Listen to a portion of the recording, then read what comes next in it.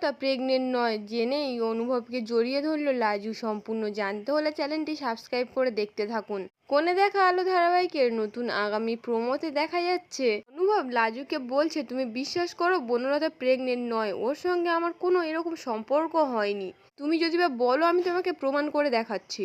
বলেই ওখান থেকে চলে আসে লাজুর ডাক্তার ম্যাডামের কাছে, আর ওখান থেকে জানতে পারে বনলতা প্রেগনেন্ট নয়। তারপর রিপোর্টটা ওখান থেকে নিয়ে সোজা লাজুর কাছে চলে আসে।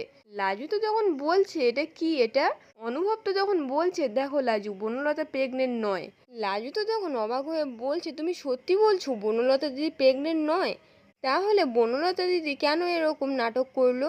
বলেই তো মনে মনে বলছে খিটকেল কি এখনো আমাকে ভালোবাসে, এটা তো পাপ।